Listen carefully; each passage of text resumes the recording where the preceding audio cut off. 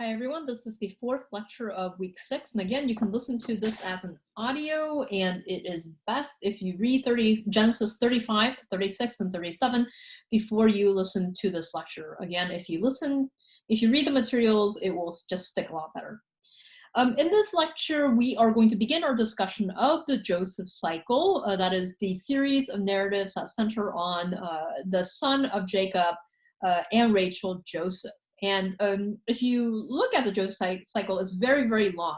Okay, it spans chapters 37. There's a little break in 38, which I'm going to talk about in the next video, and then from 39 to 50. So it's fills up the last almost 10 chapters of Genesis. Okay, and these not only are there lots of stories or very lengthy stories about Joseph, but the Joseph narrative also will set up the context. There's lots of ties to these narratives and the stories that begin the next book, the book of Exodus.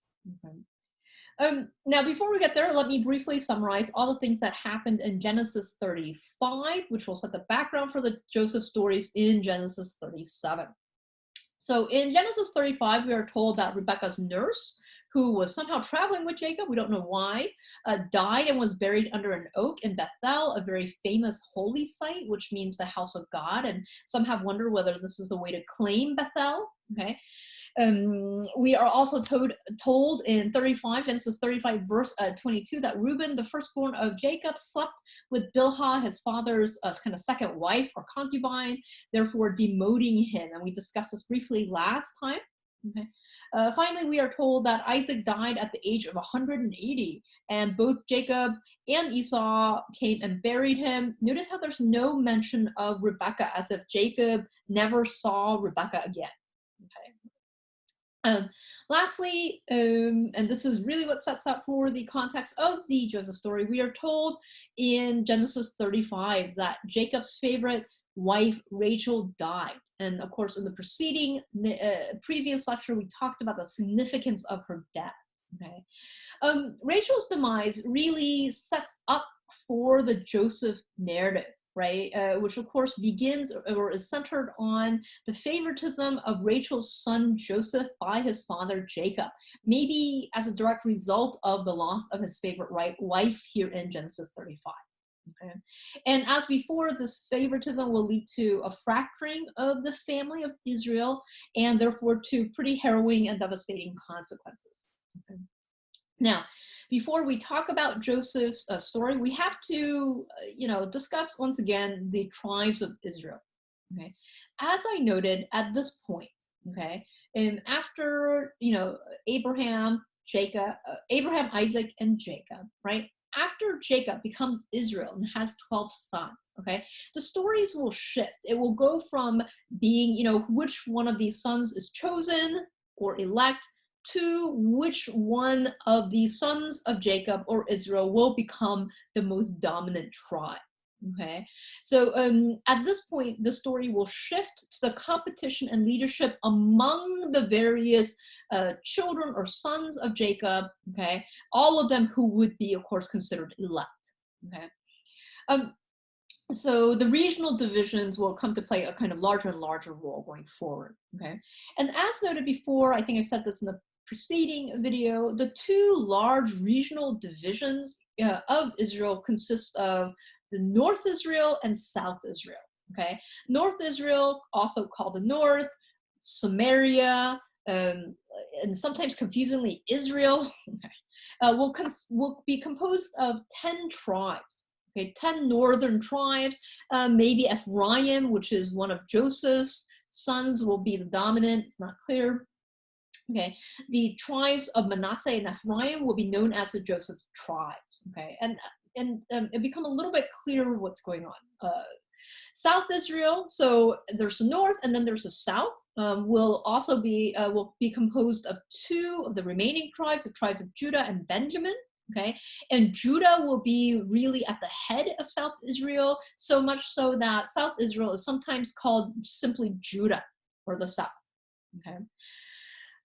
The north and the south, aside from being two different regions of the country, will really have two different literary traditions, right? Just like how you have, rap from the East Coast is different from rap on the West Coast, and there's variations, okay?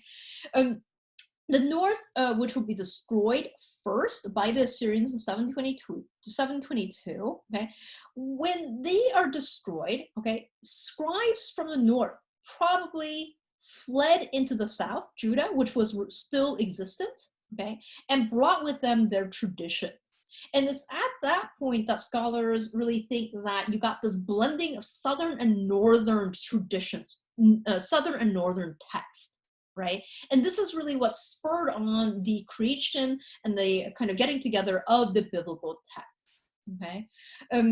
Which would be even more further kind of hurried once you had the destruction and exile of the South as well later, okay, by Babylon in 586, okay? You don't have to know all of that, just I'm just setting the context, okay? Scholars noting the differences between the Northern and Southern literature, okay? For example, such as emphasis on themes of wisdom, okay? As well as tonal variations.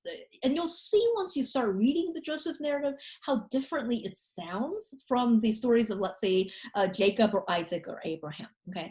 So a lot of scholars say that the Joseph narrative, the reason why it sounds so different from the stories, preceding stories of the other patriarchs, is because the Joseph narrative is from the North.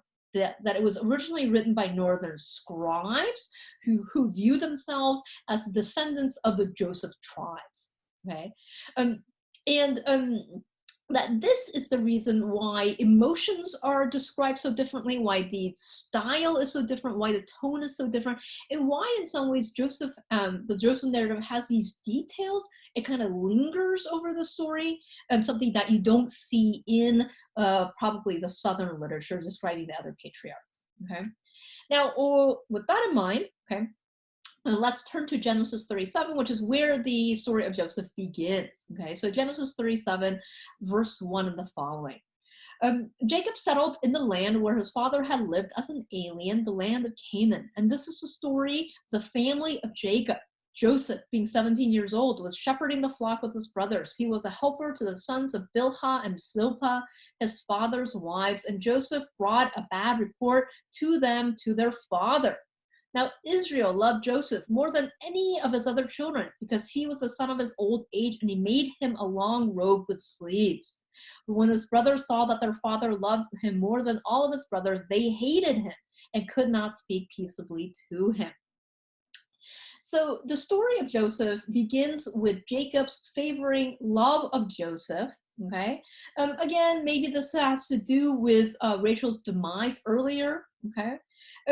Genesis 37 verse 3 oddly explains Jacob's favoritism as a result of Joseph being, quote, the son of his old age, which is rather strange statement. It's also strange considering the fact that there is actually another brother running around that also is the son of Rachel, Benjamin, okay, who is younger, okay, than Joseph, okay.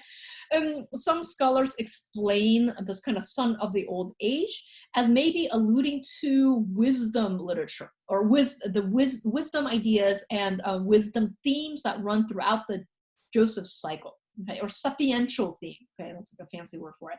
And the reason why they think that or they argue that is that old age is arcane, can refer to old people, okay, but it also is a word to indicate that you are wise, okay, so if you're old, you're wise, okay.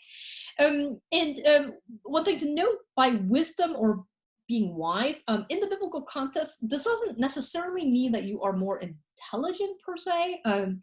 Rather, wisdom has a very particular meaning in the biblical text, okay? And it means that you, a wise person, you being wise, recognize the order by which the world runs, right? So you can discern the order by which the world runs and have the ability to make good decisions in the face of that order and the power structure, okay? And in contrast to wisdom, how are you unwise? Well, the lack of wisdom is usually depicted as falling to temptation, okay? Usually symbolized by a foreign seductress, okay, or a foreign temptress, okay? Wisdom stories also entail this kind of transition from boyhood to manhood. And again, women are really not the direct audience of a lot of these texts. Okay, it's this kind of transition from becoming from going from being a boy to becoming a man, when one learns how to use one's gifts wisely and for good, and knows when to speak and when not to speak, and understands the kind of power structure by which the world is formed and run. Okay, and as you'll see when you read the Joseph cycle, this is a very strong theme that comes out of the Joseph cycle. Okay, now, because Jacob likes Joseph the best, we are told that Jacob gives him a coat. This is like the multicolored dream coat, okay, which is, and coats with long sleeves are probably a symbol of royalty. And so this gift kind of hints or foreshadows Joseph's subsequent rise in power. Okay. However, this blatant favoritism leads to, of course, a schism in the family, and we are told that the brothers hate Joseph, not only because of the favor shown by his father, right, where he gets little presents like the coat, but honestly because Joseph, we are told, is like a little snot, okay, or an immature, unwise, annoying little snot, okay. First of all, we are told, so what makes him a little brat? Okay. First, we are told that he tattles on his brothers, or the biblical speak is, he brings an evil report about them in Genesis 37, verse 2. Okay, so which is not nice, right? He's a little tattletale. Further arousing everyone's ire and annoyance, Joseph has some really annoying dreams that he blurts out to his family. Okay, so this is found in Genesis 35, verse 5. Okay, once Joseph had a dream, and when he told it to his brothers, they hated him even more. He said to them, "Listen to this dream that I dreamed. Okay, there we were binding sheaves in the field, and suddenly my sheaf rose and stood upright. Then your sheaves gathered around it and bowed down to my sheaf." And his brothers said to him, "Are you indeed to reign over us? Are you indeed to have dominion over us?" So they hated him even more so because of his dreams and his words. He had another dream and told it to his brothers, saying, "Look, I had another dream. The sun, the moon, and 11 stars were bowing down to me." But when he told it to his father and to his brothers, his father rebuked him and said, "What kind of dream is this that you've had? Shall we indeed come, I and your mother and your brothers, and bow to the ground before you?" So his brothers were jealous of him, but his father kept the matter in mind. Both dreams, right? And there's also double dreams that are coming up, and double dreams, as Joseph explains later, means that they are certain. They will certainly come to pass, okay? So he has double dreams that foretell of his rise, okay? And obviously what we are shown is that Joseph is very talented in dream interpretation. He has a kind of magical gift, okay? And remember I said that Jacob and Rachel, both of them are kind of tinged with magic, okay? However, though he is magically talented in dream interpretation, notice that Joseph is depicted as wholly immature. He doesn't know how to control his talents. He doesn't know how to use it for good, okay? And instead of using it to help the family, he uses it to exacerbate interfamilial conflicts, okay? And indeed, this family conflict comes to a head in Genesis 37, okay? In verses 12 through 17, we are told that Jacob sends Joseph to his brothers who are pasturing in Shechem. Okay, and Jacob seems like super unaware of the effects of his favoritism of Joseph.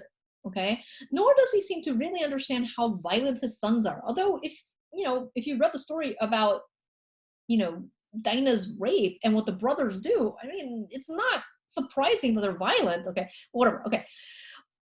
While looking for his brothers, so his father sends him to go look for his brothers. We're told that Joseph gets lost, and he meets a man in Genesis 37, verse 16 and 17, who redirects him to his brothers. Okay, and this encounter is really strange, because what we've seen before in the biblical text is how brief, how succinct the biblical writer is. So notice already the stylistic difference. Okay. Not only that, but scholars have argued that this man is either an angel or somebody sent by God, or maybe God himself, okay? Why? Well, because if he hadn't found his brothers, which he wouldn't have done had he not met this weird man, right?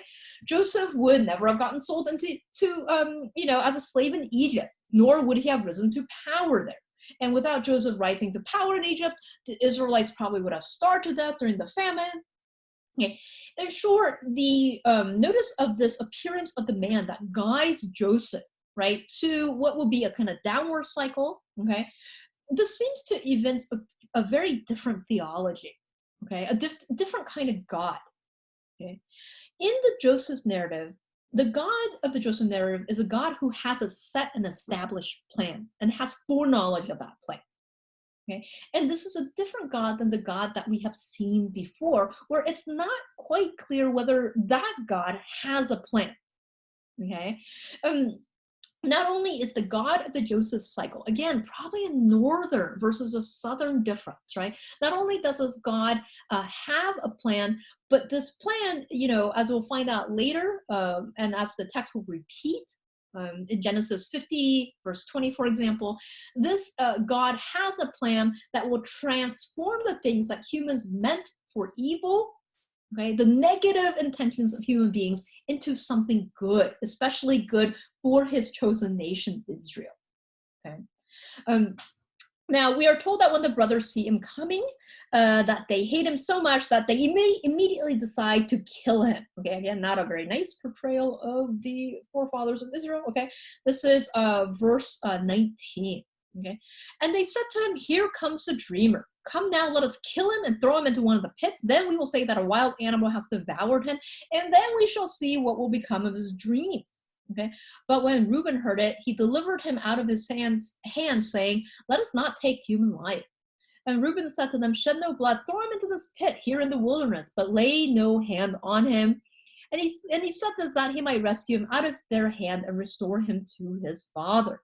So when Joseph came to his brothers, they stripped him of his robe, the long robe with sleeves that he wore. They took him and threw him into the pit. The pit was empty. There was no water in it.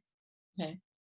Notice the brothers want to kill him. Reuben, being a good older brother, first son, tries to stop the other brothers, but as usual, Reuben is ineffective, again, signaling his demotion.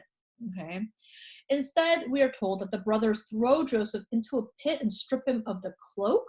Okay, and really this kind of being thrown into a pit and stripping him of his cloak, this is another kind of variant of the death and resurrection of the beloved son motif that we've seen before, namely in Genesis 22 with the Akedah. Okay, and this is especially the case because the pit really symbolized the underworld. Okay, so the brothers take his cloak, and notice the level of kind of rage there towards Joseph and his favored status. Okay, and they throw him into a pit with no water. Okay, again symbolizing almost his quasi-death. Okay, and notice the kind of up and down that will mark Joseph's life. Okay, Judah then has, while this is all going on, we are told that Judah, the fourth son, okay, all of a sudden thinks of another plan, and he says, "Hey, instead of killing him, let's sell him. At least we can make some money." Okay, perhaps Judah wants to sell Joseph because he recognizes that Joseph is a competition. Okay, whatever the case, we are told in Genesis 37, verse 28, that the brothers sell Joseph to Midianite and Ishmaelite traders as a slave for 20 pieces of silver, and the sale will be reused or re-alluded to in the story of Jesus's betrayal by Judas for silver. Okay.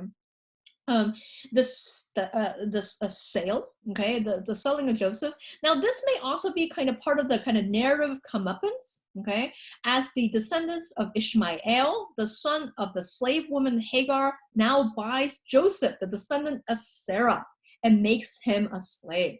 Okay, and Midianites will become very, very important in the next book because Moses' father-in-law will be a Midianite. Okay, so there's lots of intertext between stories that come before and stories that come after. Okay, the brothers then cover up their tracks by ripping up the coat, dipping it in blood, thus making it seem as if Joseph had been killed by a wild animal. Notice again that Jacob again pays the price for his favoritism. He's lost his favorite wife. He's now lost a son of his favorite wife. Okay, and for all of Jacob's tricks, he does get a lot of punishment. Okay, and there seems to be some kind of idea that's floated here that of course you can be favored as a child by a parent or even by God, but you will suffer. Okay. Indeed, Genesis 37 ends with Jacob at his, almost one of his saddest and most tragic points. Okay. In verse 35, we are told all his sons and all his daughters sought to comfort him, but he refused to be comforted and said, "No, I will go down to Sheol, to my son mourning." Thus his father bewailed him. Okay. And again, in kind of noticing Jacob at this very low point, you do wonder if things would have been different had Rachel lived. Right? Maybe if Rachel had lived, she would have been able to defend Joseph from his brothers. Okay. Maybe she would have helped him become less, be less arrogant or be less of a little annoying brat. Okay. Maybe if she hadn't died, Jacob wouldn't have so openly favored Joseph, therefore, annoying his other sons. Okay. So again, it's hard to know, right? But notice the kind of lingering ramifications, okay, that you have. Now, Rachel's death, though we are told she dies in Genesis 35, this is not the last that we see of Rachel in the biblical text, interestingly. Rather, she again appears in Jeremiah 31, verse 8, a verse that's actually reused in Matthew 2. Okay, Rachel reappears as a kind of weeping figure, watching, crying and despondent because she watches her children. She's watching her children being led into exile. Okay, and this connection is rather important because exile itself was seen as akin to death. Okay, unlike when she dies in Genesis 35, however, in Jeremiah, God responds to the weeping Rachel and comforts her by promising her that God will indeed bring her children back home. Okay, and this idea of the return from exile, right? This was seen as a kind of resurrection or revivification. Okay. This kind of and as we'll see, it's not just the children of God who will be thrown into the pit, who will be exiled and then resurrected, right?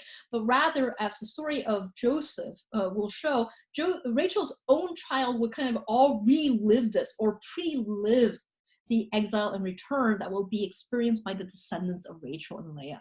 Okay, as we will see, Joseph too will die, right, or be thrown into a pit, but he will rise again.